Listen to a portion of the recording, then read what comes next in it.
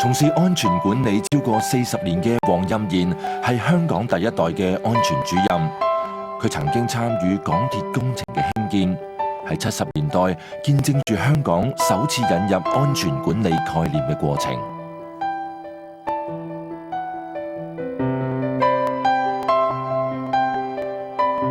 喺1973年咧，勞工處就出咗一條建築地盤安全法例，咁就對建築地盤安全開始重視起上嚟。到1976年左右咧，香港就起第一條地下鐵路。地下鐵路公司咧就為咗要確保咁大型嘅工程咧係安全施工咧，所以喺個合約上邊咧要求啲承建商咧係請安全主任。咁嗰陣時香港冇呢個行業噶嘛，基本上咁嗰啲承建商咪喺勞工處度挖角啦，就挖咗幾個工廠督察就出去做安全主任，咁我係其中一個啦。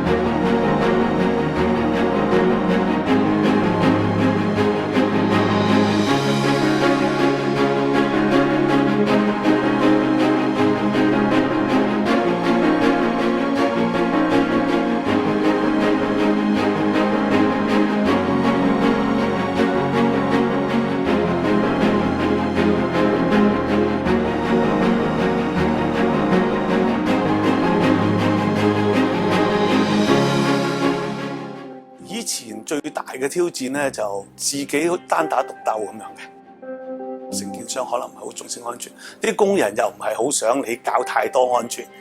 咁所以咧就好似冇人去協助你去做一個安全，咁好多安全主任咧因此會氣餒嘅。咁到近年咧就好咗好多啦，因為大量嘅培訓咧令到啲工人嘅安全意識提高啦，啲僱主亦都覺得安全係一個值得投資嘅嘢，咁所以而家安全主任做起上嚟喺呢方面咧就嘅困難比較少咗。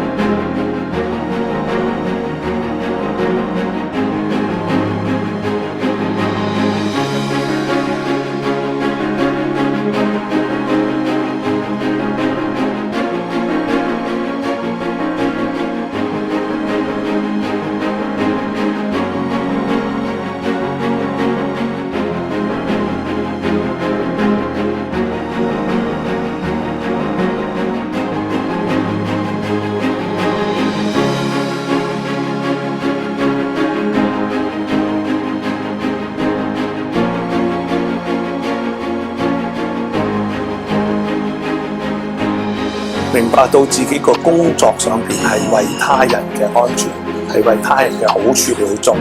咁做起上嚟咧就滿足感高好多。